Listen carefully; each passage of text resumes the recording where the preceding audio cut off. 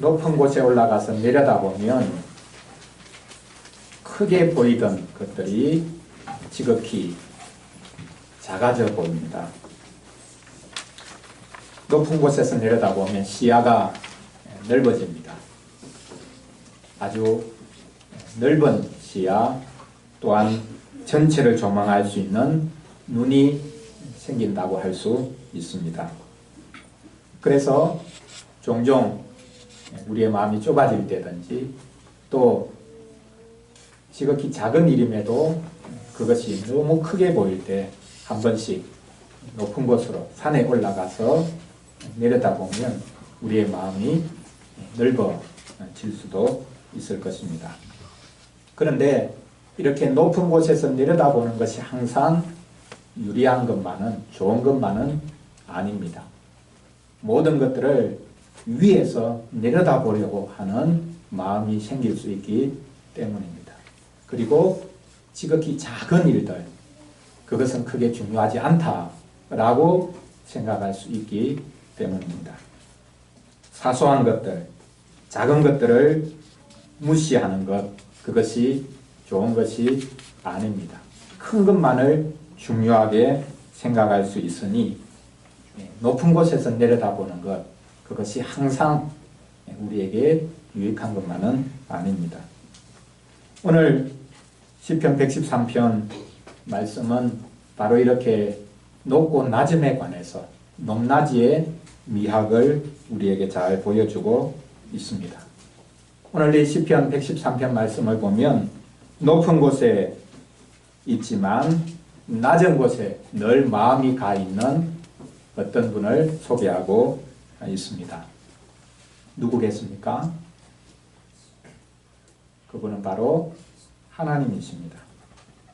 사람은 높은 곳에 있으면 항상 마음이 높아지니까 낮은 자리에 마음이 가 있을 수 없고 하나님만이 사실 그렇게 하실 수 있다. 높은 곳에 계시지만 낮은 곳을 늘 살피신다라고 생각할지 모르겠습니다. 그게 당연한 것 아니냐라고 생각할지 모르겠습니다. 그러나 많은 사람들은 오히려 정반대로 생각합니다. 하나님은 늘 높은 곳에 있기 때문에 낮은 곳에는 관심이 없다라고 생각합니다. 그분은 너무 고상하고 너무 고고하기 때문에 사실 지극히 작은 것, 낮은 곳에는 마음을 두지 않는다라고 생각하기가 쉽습니다. 그러나 오늘 말씀은 그렇지 않다고 우리에게 말씀해 주고 있습니다. 높으신 하나님이 낮은 곳을 항상 살피신다라고 노래하고 있습니다. 오늘 시편을 가지고 하나님은 자기를 낮추셔서 낮은 자를 높이신다라는 주제로 말씀을 전하려고 합니다. 첫째로 하나님은 스스로 낮추십니다. 높은 분이 스스로를 낮추신다라는 것입니다. 둘째로 높은 분이 가난한 자를 높이신다라는 것입니다. 마지막 세 번째로는 높은 분이 수치당하는 자를 높이신다라는 것입니다. 높은 곳에 계시지만 스스로 낮추시는 분, 그렇게 낮추시는 분이 낮은 자들을 높여주시는 오늘 시편의 노래를 같이 살펴보겠습니다. 첫째로 높은 분이 스스로 낮추신다라고 하는 말씀입니다.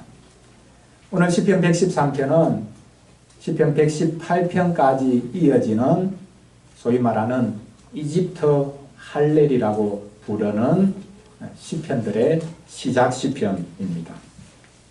이집트 할렐이라는 말은 이집트와 할렐루야라는 말이 같이 결합된 말이죠. 이집트에서 할렐루야, 하나님을 찬양하라 라고 노래했다는 것입니다. 그럼 무엇이 연상됩니까? 출애굽의 역사가 연상되죠. 애굽에서, 이집트에서 나오게 된 것을 기뻐하면서 할렐루야, 하나님을 찬양하라고 부르는 시편들입니다. 6월절에 유대인들이 이 시편 113편부터 118편까지를 계속해서 노래했습니다. 예수님께서도 제자들과 더불어 6월절 최후의 만찬을 행하실 때 만찬 전에 그리고 만찬 이후에 바로 이 이집트 할렐이라는 시편을 부르셨습니다. 아마도 식사하시기 전에 시편 113편 4편을 부르시고 그리고 식사하시고 난 다음 겟세마네 동산으로 가시면서 노래했다라고 말씀하고 있는데 그 노래가 바로 시편 115편부터 118편의 말씀이 아니었겠나라고 많은 분들이 생각하고 있습니다. 부활절에 사실 또 부르기 좋은 시편이기도 합니다. 오늘 이집트 할렐이 시작되는 이 시편 113편은 할렐루야로 시작해서 할렐루야로 마칩니다. 하나님을 찬양하라. 그리고 하나님을 찬양하라. 라는 이 할렐루야로 시편 113편이 시작할 뿐만 아니라 마쳐지고 있다라는 사실입니다. 어떻게 하나님을 찬양하라고 합니까? 하나님을 왜 찬양하라고 합니까? 그 이유를 오늘 본문이 마지막으로 언급하고 있지만 그 전에는 하나님이 높으신 분이기 때문에 하나님을 찬양해야 한다라고 노래하고 있습니다. 해 뜨는 곳에서부터 해 지는 곳까지 모든 나라가, 모든 땅이, 모든 민족이 노래하라고 말씀하고 있습니다. 여호와 하나님은 이스라엘의 민족 신에 불과한 것이 아니라 온 하늘과 땅을 지은 분입니다. 물론 여호와는 이스라엘과 언약을 맺으신 하나님의 이름입니다. 이스라엘만 사실 부를 수 있는 이름이죠. 다른 민족들은 하나님과 언약을 맺지 못했기 때문에 그들은 여호와를 사실 불러도 아무런 의미 없는 이름이 됩니다. 오직 유대인들만이, 이스라엘 자손들만이 여호와를 부를 때에 우리와 더불어 언약을 맺으신 하나님, 이렇게 감격해하면서 부를 수 있는 이름이죠. 그러나 이 이름은 이스라엘이 독점하고 있는 이름이 아닙니다. 여호와는 열려있는 이름입니다. 누구든지 온 땅이, 모든 민족이 여호와를 부를 수 있습니다. 열려있는 이름.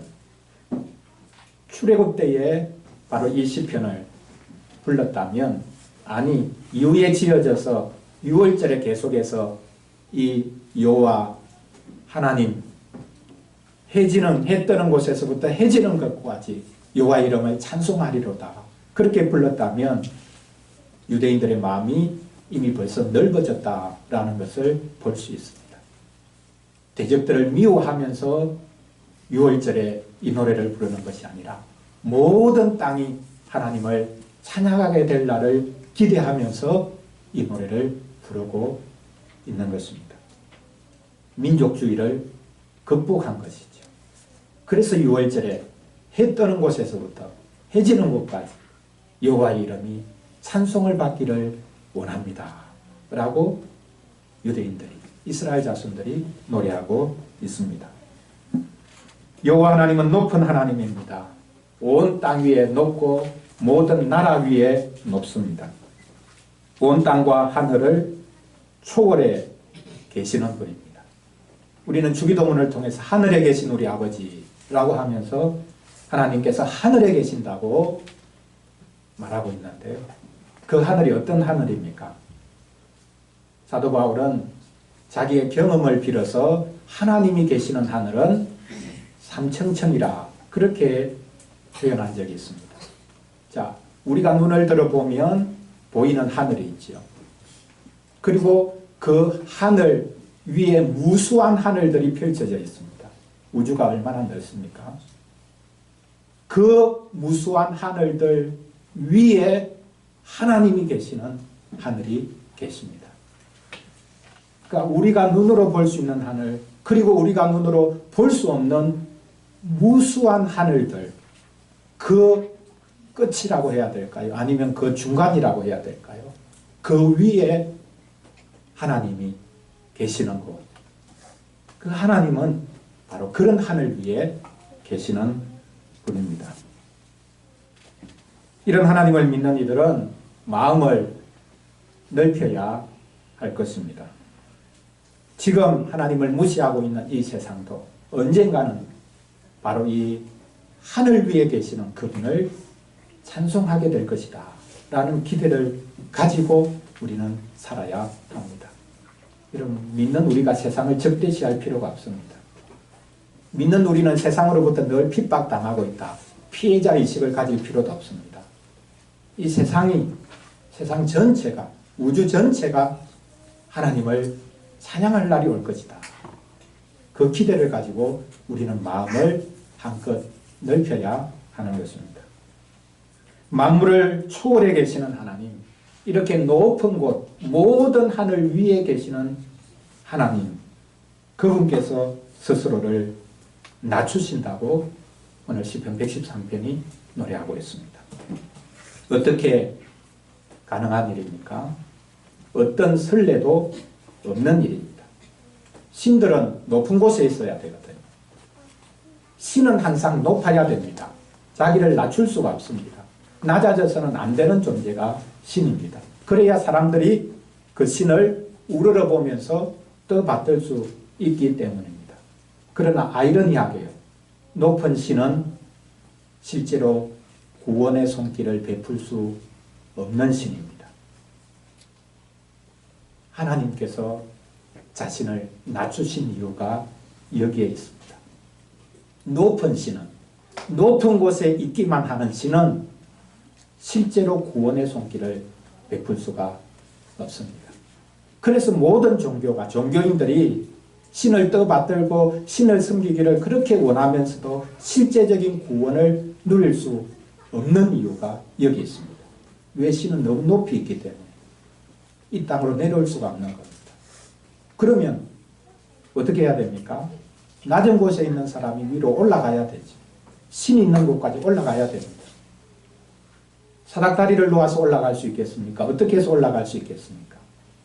신에게 막 무언가를 내어밀면서 자신의 선행을 자랑하면서 자신의 희생을 자랑하면서 신에게 자기를 받아달라고 요청하는 것 뿐이죠.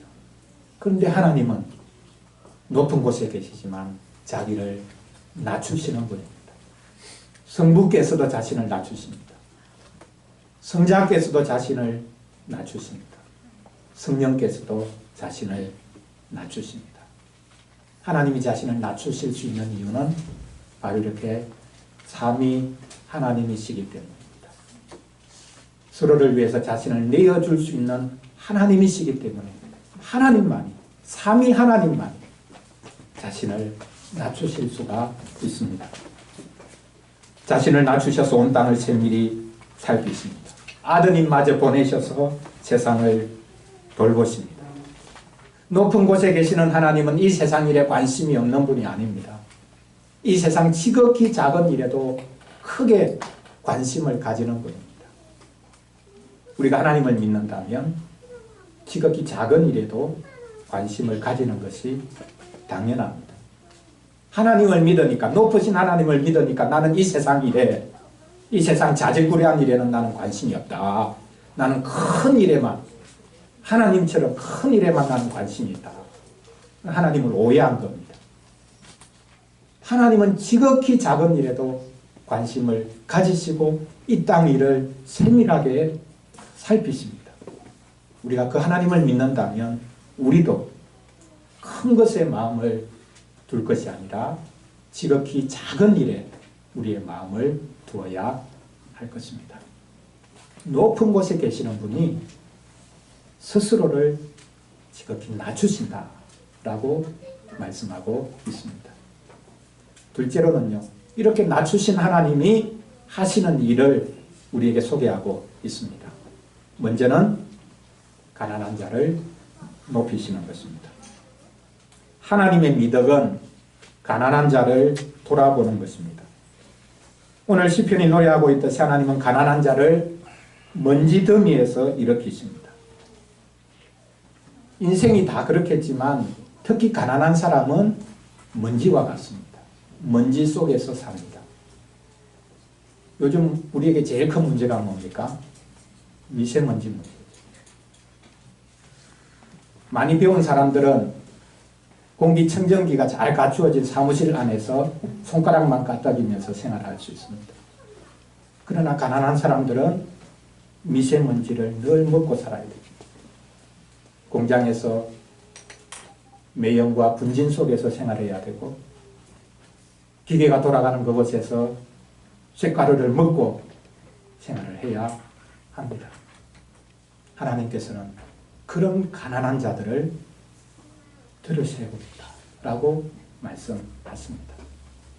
또 다른 말씀이 있죠. 하나님은 궁핍한 자를 어디에서 들어 올리신다 합니까? 그름더미에서 들어 올리신다. 궁핍한 자들은, 쉽게 말하면 이 그름더미는 똥덩어리라는 말입니다. 똥통 가운데 사는 이들을 들어 올리신다. 제주도에 가면 똥돼지가 있죠. 똥을 먹고 크는데 그렇게 맛이 있다고 합니다. 생각을 하면 맛이 없을 텐데, 맛있다, 비싸게 그렇게 나온다고 하죠. 시골에서 자랄 때 통에 똥을 넣어서 지고 다니는 사람들을 보아서 똥을 퍼서 밭에 뿌리죠. 똥을 푸는 기계가 나오고 차량이 나오고 난 다음에 그게 사라졌는데요. 동네 아이들이 그 똥통 지고 가는 사람들 막 피해 다녀서 냄새가 너무 나니까. 하나님은 똥통에 머무른 사람들도 이렇게 세워주시는 분이다. 인도에 가면 지금도 계급제도가 있어서 불가촉 천민들이 있습니다. 가장 최하층의 사람들인데, 그 상층의 계급 사람들은 이 불가촉 천민들을 만지려고 하지도 않을 뿐만 아니라 보지도 않으려고 합니다. 왜? 자기 눈에 불가촉 천민이 보이면 그 순간에 자기가 더러워진다는 것. 자기가 오염이 된다. 이런 불가촉 천민들도 하나님께서는 일으켜주신다. 그 그름더미에서, 가난한 자를 먼지더미에서 일으켜주신다 라고 말씀하고 있습니다. 놀라운 사실은 하나님께서 이 가난한 자, 궁핍한 자들을 먼지더미에서, 그름더미에서 일으켜주실 뿐만 아니라 그들을 지도자가 되게 하신다고 말씀하고 있습니다. 이게 말이 됩니까? 자기 분수대로 살아야 하는 것 아닙니까? 넘보지 말아야 할 것이 있지 않습니까? 아무나 지도자가 되려고, 아무나 다스리는 자가 되려고 해서는 안 되지 않습니까? 그런데 하나님은 신분제도를 폐지하시는 하나님이라고 할까요? 가난한 자, 궁핍한 자, 먼지더미에 앉아있던 자, 똥통 가운데 있던 자, 그들을 일으키셔서 지도자들 반열에 세우신다 라고 말씀하고 있습니다. 이것은 이스라엘 자손들이 경험상 알고 있는 것입니다. 누구 이야기를 하는 것일까요? 다윗 이야기를 하는 것인지도 모릅니다. 양치기였던 다윗을 하나님께서 자기 백성 이스라엘의 목자가 되게 하셨지. 아버지도 형들도 거들떠보지 않았던 그 양치기를 하나님께서 일으켜 세우셔서 자기 백성의 지도자가 되게 하셨습니다. 하나님의 백성을, 하나님의 양무리를 이끄는 목자가 되게 하셨습니다. 다윗이 성전을 짓겠다고 하자 하나님이 말씀하시죠. 나는 성전이 필요 없다. 네가 나를 위해서 집을 짓고자 하는데 내가 너를 위해서 집을 지어줄게. 너같이 보잘것없는 자 내가 일으켜서 내 백성이 목자가 되게 하고 너의 가문이 이스라엘을 영원히 다스리도록 하겠다 라고 하나님이 말씀해 주셨습니다. 하나님은 가난한 자, 궁핍한 자 일으키셔서 지도자의 자리에 세우신다 라고 말씀하고 있습니다. 하나님은 근본 없는 자들을 부르셔서 있는 자들을 부끄럽게 하십니다. 오늘 둘째 본문인 고린도전서 1장에서도 말씀하죠. 형제들아 너희를 부르심을 보라. 육체를 따라 지혜로운 자가 많지 아니하며 능한 자가 많지 아니하며 문벌 좋은 자가 많지 아니하도다. 지혜로운 사람은 예수님을 믿어도 결국은 자기 지혜를 믿는 경우가 많습니다. 문벌이 좋은 사람은 예수님을 믿어도 자기의 문벌을, 자기의 학벌을 의지하고 믿는 경우가 많습니다. 우리는 자랑거리를 만들기 위해서 노력하지만 자랑거리가 없는 것이 좋습니다. 하나님은 우리 온 생명교회도 자랑거리를 가지지 않도록 하시는 것 같습니다. 자랑거리가 많은 교회들을 보십시오. 그 자랑거리가 지금 복음의 영광을 가리고 있고 하나님의 능력을 오히려 땅에 떨어뜨리고 있는 것을 우리가 보고 있지 않습니까? 하나님께서는 있는 자들을 통해서 역사하시는 것이 아닙니다. 하나님은 없는 자들을 통해서 일하십니다. 낮은 자들을 통해서 일하십니다. 가난하고 궁핍한 자들을 하나님께서 세우십니다. 왜냐하면 그런 자들은 오직 하나님만 자랑할 수 있기 때문입니다. 마지막 세 번째로 스스로 낮추신 분, 그분이 수치당하는 자들을 높이신다라고 말씀합니다. 당시에 가장 수치당하던 사람이 있는데요. 오늘 본문 시편 113편에 등장합니다. 누구겠습니까? 당시 사회에서, 유대 사회에서 가장 수치당하던 사람 누굴까요? 여자입니다. 여자 중에서도요, 자녀를 가지지 못하는 여자는 큰 수치를 당했습니다. 이게 동양 문화죠. 결혼해서 부인이 아이를 가지지 못하면 소박 맞지 않습니까? 이게 동양 문화입니다. 9절을 보십시오. 또 임신하지 못하던 여자를, 이렇게 수치당하던 여자를 하나님께서는 높이십니다. 집에서 쫓겨나야 되는데, 소박당해야 되는데 집에 살게 하사 결국에는 하나님이 자녀를 주신다는 것이죠. 그래서 자녀들을 즐겁게 하는 어머니가 되게 하시는도다. 우리가 성경을 보면 하나님이 부르신 족장들부터 이 임신하지 못하던 문제가 있었습니다. 하나님께서 아브라함에게 씨를 주겠다고 했지만 사라가 90세가 될 때까지 자식을 가지지 못하죠. 그리고 이삭의 아내였던 리브가도 오랜 기간 동안 자식을 가지지 못합니다. 쌍둥이가 태어났습니다. 하나님이 야곱을 선택하셨는데 그 야곱의 사랑했던 여인 있었죠. 외삼촌 집에 가가지고 첫눈에 반해서 자기 아내로 삼고자 했던 라헬이라는 그 여인도 오랫동안 아이를 가지지 못해서, 사내 아이를 낳지 못해서 큰 수치를 겪었습니다. 이렇게 하나님은 한껏 수치를 겪은 이들을, 여인들을 높이신다라고 말씀하고 있습니다.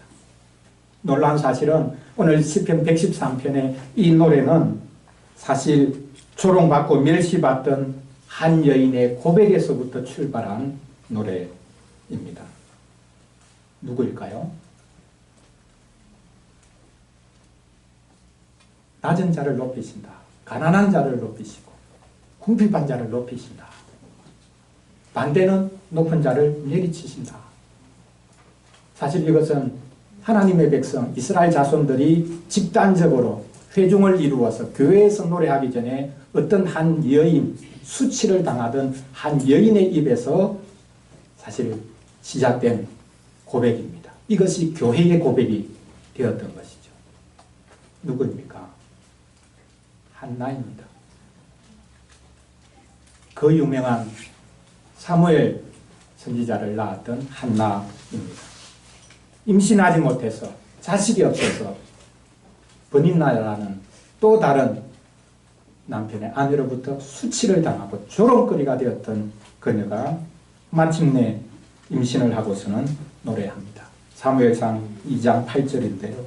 가난한 자를 진투에서 일으키시며 빈궁한 자를 거름더미에서 올리사 귀족들과 함께 앉게 하시며 영광의 자리를 차지하게 하시는도다. 바로 이 한나의 그 개인적인 고백에서 시편 113편 교회의 고백이, 교회의 노래가 나온 것입니다.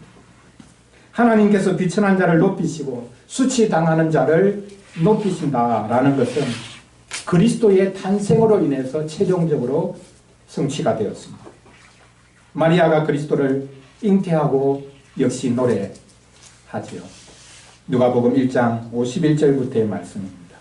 그의 팔로 힘을 보이사 마음의 생각이 교만한 자들을 흩으셨고 권세 있는 자를 그 위에서 내리치셨으며 비천한 자를 높이셨고 줄이는 자를 좋은 것으로 배불리셨으며 부자는 빈손으로 보내셨도다.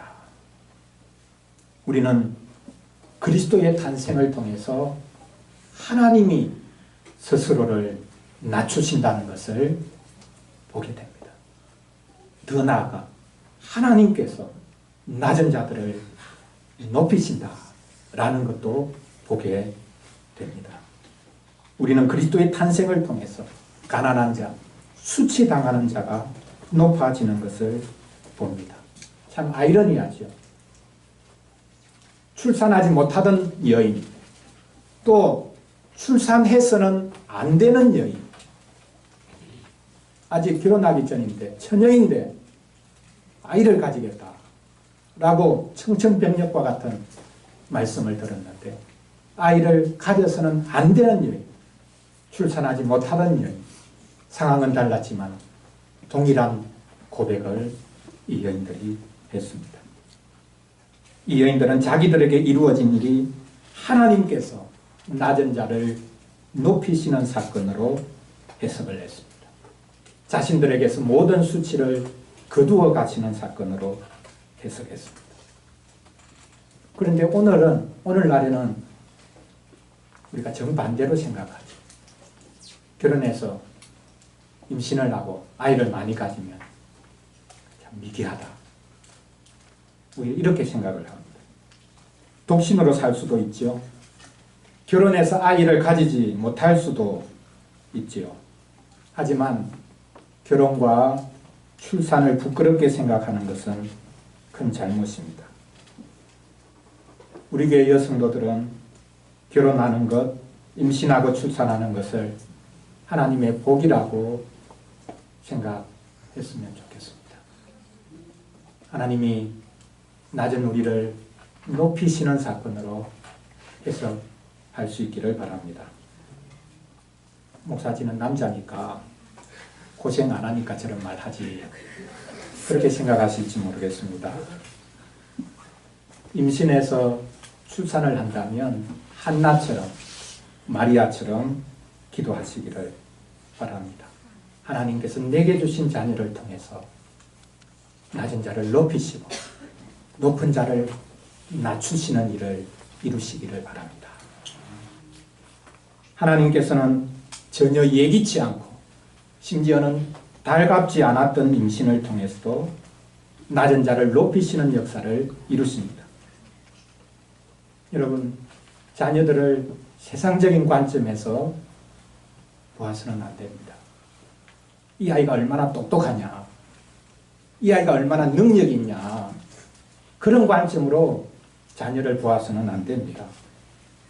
언약의 자녀는 항상 복됩니다.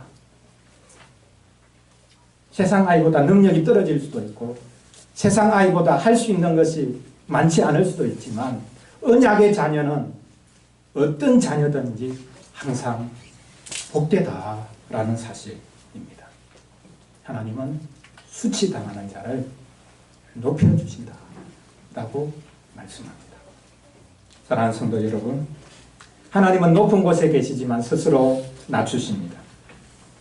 이 낮고 낮은 땅을 친히 찾으시고 낮은 사람들을 위해 모든 것을 하신 분입니다.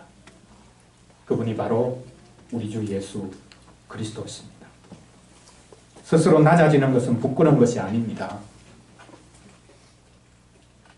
주제넘게 높아지려고 하는 것이 오히려 부끄러움이어야. 근데 우리는 그런 부끄러움마저 느끼지 않죠. 스스로를 낮추신 하나님이 가난한 자들, 수치당하는 자들을 일으켜 세우십니다. 그것을 우리는 부활이라고 부를 수도 있습니다. 어린이를 위한 질문 3번 문장인데요. 하나님은 가난하고 수치당하는 자를 어떻게 하신다고요? 높이신다 라고 말해도 되고 부활시키신다 라고 말해도 됩니다. 우리가 부활절기를 보내고 있지 않습니까? 하나님께서 저주의 십자가를 지신 그리스도를 일으켜 세우셨듯이 그리스도께 속한 가난한 자들과 수치당하는 자들을 하나님께서 동일하게 일으켜 세우실 것입니다. 사실 우리는 주 안에서 이미 높습니다. 주님과 함께 살아났으니 우리는 주님과 함께 다스리는 자들이 되었습니다. 세상의 기준으로 여러분 자신을 그리고 우리 자녀를 평가해서는 안 됩니다. 우리는 이미 충분히 높다. 그리스도와 함께 부활했기 때문입니다. 그렇기 때문에 높은 우리는 낮은 자리로 갈 수 있는 것입니다. 낮은 자리에 머물 수가 있는 것입니다. 우리는 이미 주님과 함께 충분히 높아졌다라는 사실을 기뻐하시기를 바랍니다. 기도하겠습니다. 하나님 아버지, 높은 곳에 계시지만 높은 데 마음을 두지 않고 낮은 곳에 마음을 두시니 감사합니다. 가난한 자를 그 먼지 더미에서 일으키시고 수치당하는 자들을 그 그름 더미에서 일으키시니 감사합니다. 가난하다고 수치당한다고 부끄러워하지 말게 하시고 그리스도와 함께 부활시키시고 높이실 것을 기다리게 하여 주시옵소서. 아니 우리는 그리스도와 함께 이미 부활했고 이미 다스리는 자들보다 나은 자들이 되었음을 알게 하여 주시옵소서.